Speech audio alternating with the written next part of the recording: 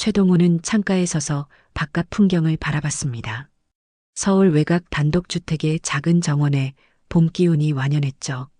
쑥과 냉이가 올라오는 작은 텃밭을 가꾸는 일은 최동호의 소소한 행복이었어요. 72의 나이가 무색하게 부지런한 손길로 흙을 만지며 식물들을 돌보는 모습은 마치 젊은 시절 어린 아이들을 열심히 키우던 때와 다르지 않았습니다. 벌써 10년째 가꾸고 있는 텃밭이었죠. 처음에는 은퇴 후 시간을 보내기 위한 취미로 시작했던 일이었어요. 집에만 있으면 무기력해질까봐 아내 박미숙의 권유로 시작한 텃밭 가꾸기였습니다. 처음에는 서툴렀지만 이제는 제법 솜씨가 늘어봄이면 상추, 여름이면 가지와 토마토, 가을이면 배추와 물을 수확하는 재미에 푹 빠져 있었죠.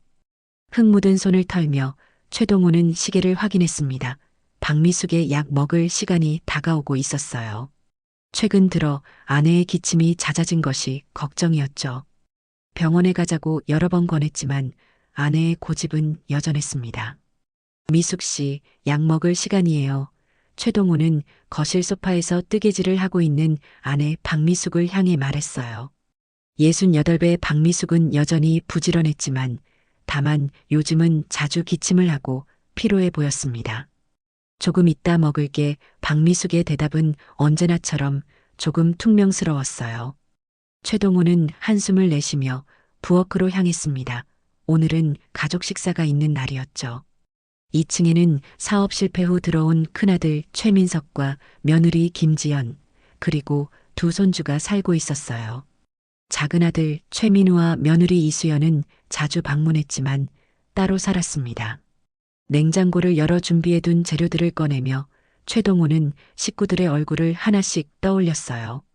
모두가 함께 모이는 저녁 식사 시간은 최동호에게 가장 소중한 순간이었죠. 비록 아들들과의 관계가 때로는 어색할 때도 있었지만 가족은 가족이었습니다. 최동호는 도마 위에서 야채를 썰며 생각에 잠겼어요. 큰아들 민석은 3년 전 사업 실패로 모든 것을 잃고 부모님 집으로 들어왔습니다. 처음에는 일시적일 거라고 했지만 시간이 흐르면서 2층을 완전히 자신들의 공간으로 만들었죠. 며느리 지연은 항상 웃는 얼굴이었지만 가끔 최동호는 그 미소 뒤에 숨겨진 불만을 느낄 때가 있었어요. 작은 아들 민우는 경제적으로는 안정되어 있었지만 바쁜 일상 탓에 부모님을 자주 찾아오지 못했습니다. 며느리 수연은 다정했지만 어쩐지 거리감이 느껴졌어요. 명절이나 가족 모임에서도 그녀는 항상 약간 떨어져 있는 듯 했죠. 박미숙과의 결혼 생활 45년 최동호는 때로는 힘들고 외로웠지만 두 아들을 키우고 이제는 손주들까지 볼 수 있게 된 것에 감사했습니다. 아내는 무뚝뚝했지만 가족을 위해 평생을 헌신한 사람이었어요. 요즘에는 건강이 좋지 않아 걱정이었죠. 아버지, 뭐 도와드릴까요? 2층에서 내려온 지연의 목소리에 최동호는 고개를 들었어요. 아니야, 다 됐어. 밥만 퍼담으면 되니까 식구들 부르기나 해. 최동호는 웃으며 대답했습니다. 지연은 억지 미소를 지으며 고개를 끄덕였죠. 부엌 창문으로 들어오는 늦은 오후의 햇살이 식탁 위에 놓인 반찬들을 비추고 있었어요. 평화로운 일상이 계속되길 바라는 마음으로 최동호는 마지막 요리에 집중했습니다. 최동호는 식탁에 마지막 접시를 놓으며 만족스러운 미소를 지었어요. 불고기, 된장찌개, 각종 나물과 김치까지. 오늘 저녁 식사는 특별했습니다. 최민우가 승진했다는 소식을 들은 날이었거든요. 비록 민우는 겸손하게 별거 아니라고 했지만 최동호는 아들의 성공이 자랑스러웠죠. 창밖으로 석양이 붉게 물들고 있었습니다. 봄날의 저녁은 유독 아름다웠어요. 최동호는 문득 이 평화로운 순간이 얼마나 소중한지 깨달았죠. 하지만 어쩐지 마음 한구석에는 불안함이 자리 잡고 있었습니다. 박미숙의 기침 소리가 더 거칠어진 것 같았어요. 박미숙이 또 기침을 합니다. 예전보다 기침 소리가 더 거칠어진 것 같아 최동호는 마음이 불편했어요. 하지만 병원에 가자는 말을 꺼낼 때마다 박미숙은 괜찮다며 손사래를 쳤죠. 곧 가족들이 모여 식사를 시작했습니다. 손주들의 제잘거림, 아들들의 대화, 며느리들의 수다. 최동호는 그 모든 소리가 좋았어요. 식탁 위 밥그릇을 채우던 최동호의 손이 멈췄습니다. 박미숙이 갑자기 숨을 헐떡이기 시작했어요. 얼굴이 하얗게 질려 있었죠. 여보, 괜찮아요? 최동호의 목소리가 떨렸습니다. 박미숙은 대답하지 못했어요. 대신 가슴을 움켜쥐며 고통스러운 표정을 지었죠. 그리고 의자에서 미끄러져 내려가기 시작했습니다. 온 가족이 놀라 자리에서 일어났어요. 손주들은 갑작스러운 상황에 겁에 질려 울음을 터뜨렸습니다.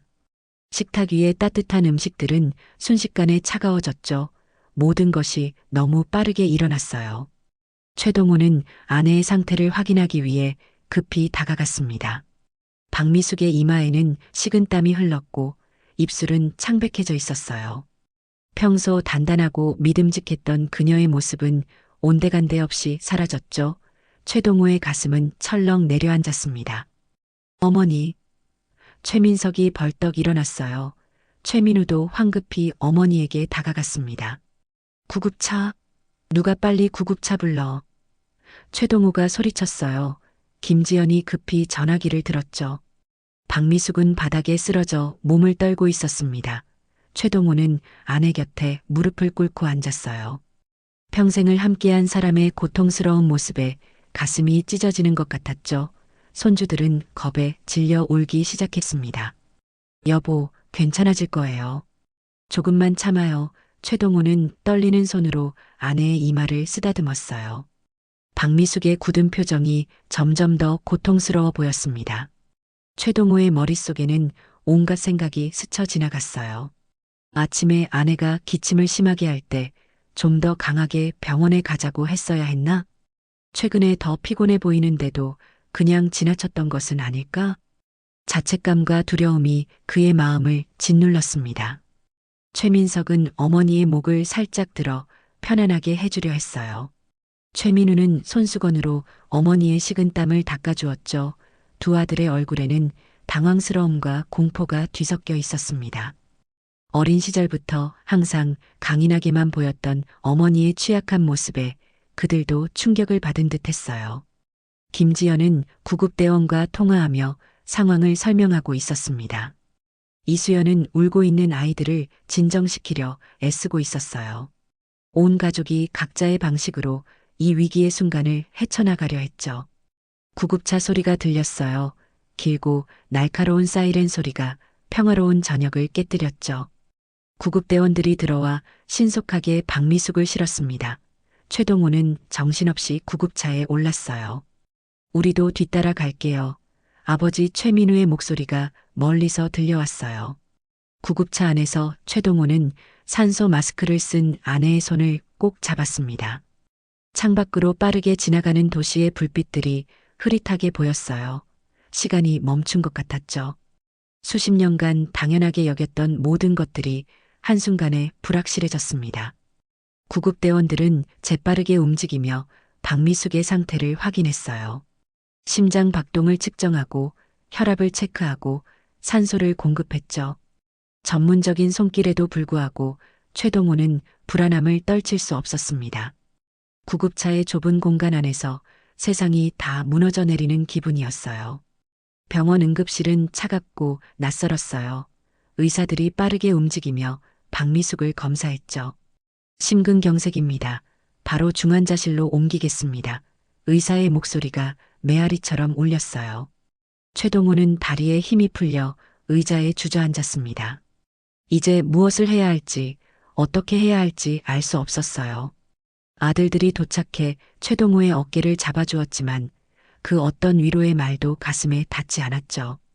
중환자실 유리창 너머로 보이는 박미숙은 마치 다른 세계에 있는 것 같았습니다. 각종 기계와 선에 둘러싸인 아내의 모습에 최동호는 눈물을 참을 수 없었어요. 커피라도 마시고 올게요. 최동호는 오랜 병원 대기에 지친 몸을 일으켰습니다. 아들들과 며느리들은 대기실 의자에 앉아 각자의 생각에 잠겨 있었어요. 복도를 걸어가던 최동호의 발걸음이 문득 멈췄죠. 자판기 근처 작은 휴게 공간에서 들려오는 목소리 아들들과 며느리들의 목소리였습니다. 최동호는 본능적으로 벽 뒤로 몸을 숨겼어요. 어머니 상태가 심각해 보여 최민석의 목소리였죠.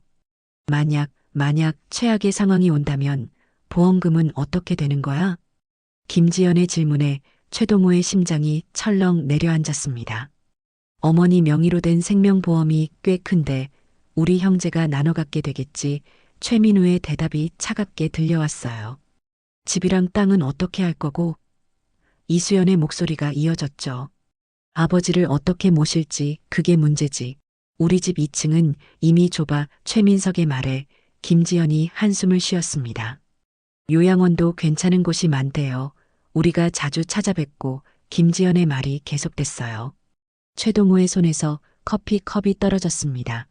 뜨거운 액체가 바닥에 쏟아졌지만 그보다 더 뜨거운 것이 최동호의 가슴에서 흘러내렸죠. 소리에 놀란 가족들이 모습을 드러냈어요. 아버지 최민석의 얼굴이 창백해졌습니다. 최동호는 아무 말도 하지 못했어요. 다만 떨리는 다리로 걸어가 화장실로 들어갔죠. 문을 잠그고 거울 앞에 섰습니다. 자신의 나이든 얼굴이 낯설게 느껴졌어요. 평생을 바쳐 키운 자식들이 아내의 죽음을 기다리며 재산을 계산하고 있었죠. 눈물이 하염없이 흘렀습니다. 입술을 깨물어 소리가 새어나가지 않게 했어요. 요양원 그 차가운 단어가 최동호의 마음을 찔렀죠. 아내와 함께 일구어온 집과 삶이 모두 계산대에 올라간 기분이었습니다. 미숙 씨 최동호는 작게 아내의 이름을 불렀어요. 지금 가장 필요한 사람은 평생의 동반자였죠. 하지만 그녀는 의식 없이 중환자실에 누워 있었습니다. 화장실에서 나왔을 때 최동호의 얼굴은 평온했어요. 눈가의 붉은 기운만이 그의 내면의 폭풍을 말해주고 있었죠. 아들들과 며느리들은 죄책감에 고개를 들지 못했습니다. 집에 다녀오마 최동호의 목소리는 놀라울 정도로 담담했어요. 집으로 돌아온 최동호는 현관문을 열자마자 깊은 한숨을 내쉬었습니다. 가족이 함께 모여 살던 공간이 갑자기 낯설게 느껴졌어요. 벽에 걸린 가족 사진들이 이제는 가면 같았죠. 최동호는 결혼 사진이 놓인 거실 선반을 바라봤습니다. 젊은 시절의 박미숙은 환한 미소로 카메라를 향해 웃고 있었어요. 그 옆에 수줍게 서 있는 자신의 모습도 보였죠. 세월이 얼마나 흘렀는지 그 사진 속 둘은 이제 노부부가 되었습니다. 박미숙의 서재로 향한 최동호의 발걸음은 무거웠어요. 평소에는 잘 들어가지 않던 공간이었죠. 책장과 책상, 그리고 오래된 캐비닛이 놓인 조용한 방이었습니다. 최동호는 책상 서랍을 하나씩 열어보기 시작했어요. 첫 번째 서랍에는 각종 영수증과 메모들이 정리되어 있었죠. 두 번째 서랍에서는 가족사진 앨범이 나왔습니다. 세 번째 서랍을 열자 금고 열쇠가 눈에 들어왔어요. 벽장 안쪽에 숨겨진 작은 금고를 발견한 최동호는 손을 떨며 열쇠를 넣었습니다. 딸깍 소리와 함께 금고 문이 열렸어요. 내부에는 각종 부동산 서류와 통장, 보험 증서가 가지런히 정리되어 있었죠. 최동호는 한 장 한 장 서류를 꺼내 살펴봤습니다. 서울 외곽의 이 집, 시골에 있는 작은 땅, 주식계좌, 그리고 생명보험 증서까지 박미숙이 평생 모은 재산이 이 작은 금고 안에 정리되어 있었어요. 전화기를 든 최동호의 손이 떨렸습니다. 오랜 친구이자 변호사인 장우석의 번호를 눌렀어요. 우석, 나 동호회 지금 급히 상담이 필요해서. 최동호의 목소리가 흔들렸죠. 통화를 마친 후 최동호는 결단을 내렸습니다. 모든 재산을 정리하고 아내와 함께 살 작은 시골집을 마련하기로 했어요. 아들들에게 아무것도 남기지 않을 생각이었죠. 컴퓨터 앞에 앉은 최동호는 부동산 사이트를 열었습니다. 시골 주택을 검색하기 시작했어요. 텃밭이 있는 작은 집, 박미숙이 늘 꿈꾸던 그런 공간을 찾고 있었죠. 여기다. 최동호는 속삭였습니다. 강원도 작은 마을의 한적한 집이 화면에 나타났어요. 넓은 텃밭과 아담한 규모의 집. 은퇴 후 박미숙이 종종 이야기하던 그런 곳이었죠. 부동산 중개사에게 전화를 걸어 상담을 마친 최동호는 가방을 챙겨 다시 병원으로 향했습니다. 이제 그에게는 계획이 있었어요. 아내가 깨어날 것이라는 희망과 함께 새로운 시작을 준비하는 용기가 솟아났죠. 병원 중환자실 앞 딱딱한 의자에 앉은 최동호의 얼굴에는 피로가 가득했습니다. 3일째 계속되는 병간호로 눈 밑에 짙은 그늘이 내려앉았지만 그의 눈빛만은 흔들림이 없었어요. 면회 시간이 되자 최동호는 가운과 마스크, 장갑을 착용하고 중환자실로 들어갔습니다. 온갖 기계에 둘러싸인 박미숙은 여전히 의식이 없었어요. 심장 박동을 알리는 규칙적인 소리만이 방안을 채우고 있었죠. 미숙 씨, 나왔어요. 최동호는 아내의 손을 살며시 잡았습니다. 차갑고 움직임 없는 손이었지만 그는 자신의 온기를 전하듯 꼭 쥐었어요. 오늘 좋은 소식이 있어요. 우리가 늘 꿈꿔왔던 그 시골집 찾았어요. 최동호의 목소리는 부드럽게 이어졌습니다. 강원도 작은 마을에 있는 집인데 텃밭도 넓고 공기도 정말 좋대요. 당신이 좋아하는 감자랑 상추도 심을 수 있고요. 박미숙의 얼굴에는 아무런 반응이 없었지만 최동호는 계속해서 이야기했어요. 마치 평범한 저녁 식탁에서 대화를 나누듯 자연스럽게 말을 이어갔죠. 우리 집은 매각하기로 했어요. 아이들은 이제 각자 살 수 있을 만큼 컸으니까 걱정 안 해도 돼요. 우리끼리 조용히 시골에서 살아요.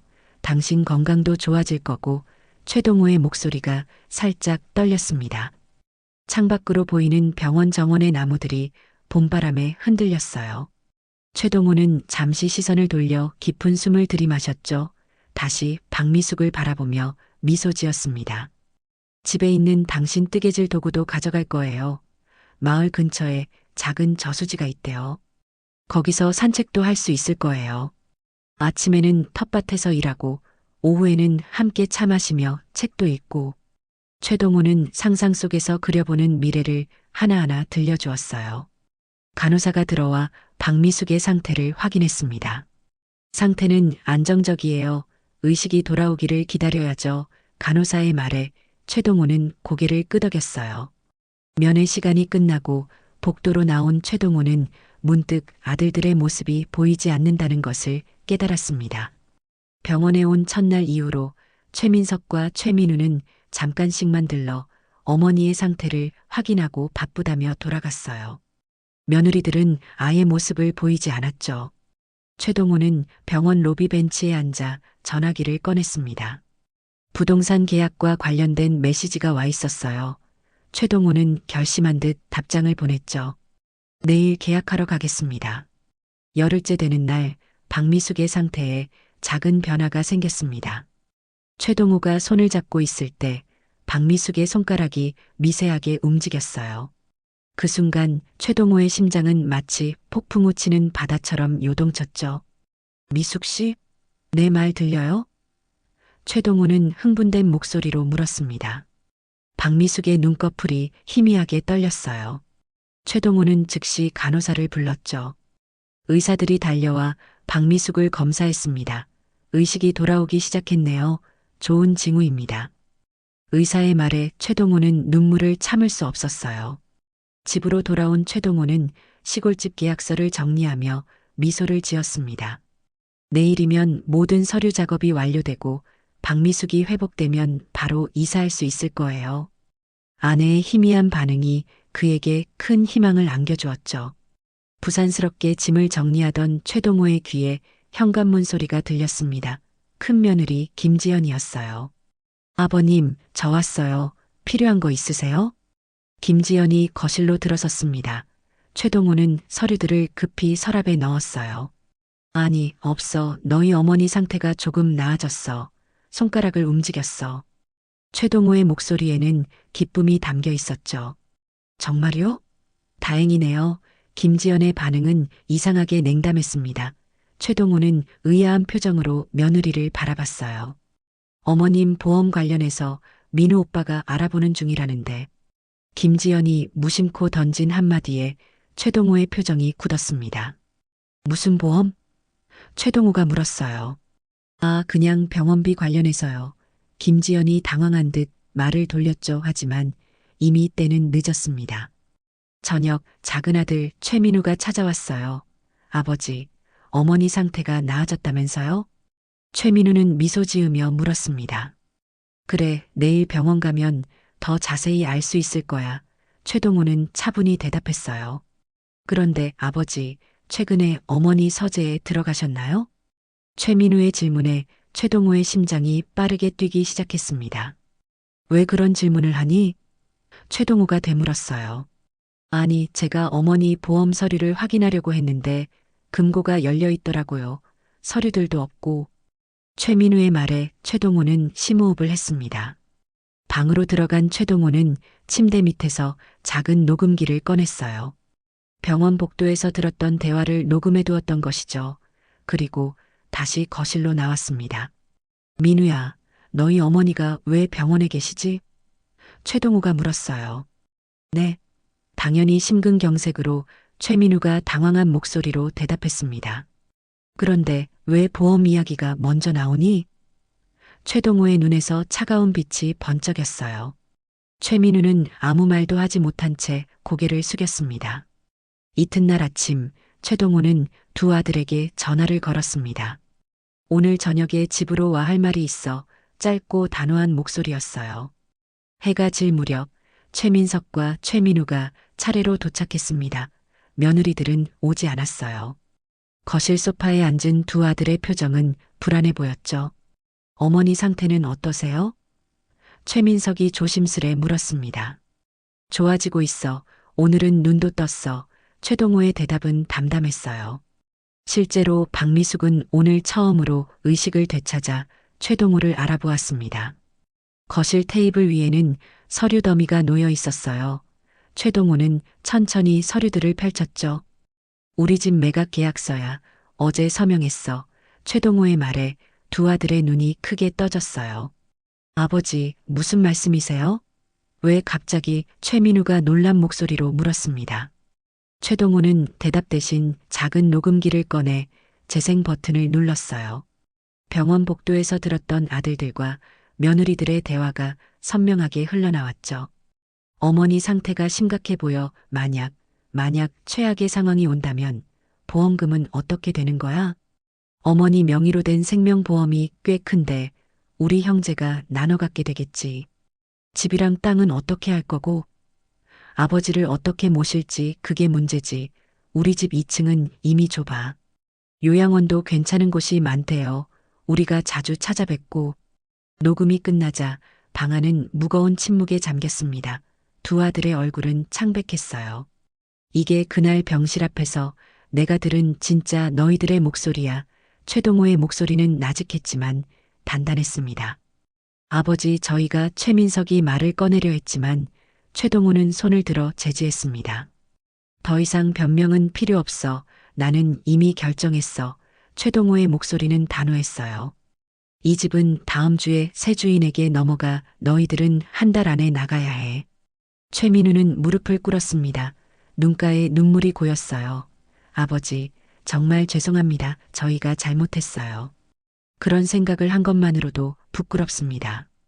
최민석도 고개를 깊이 숙였죠. 용서해 주세요. 아버지, 우리가 너무 경솔했어요. 그런 말들을 한 것이 정말 죄송합니다.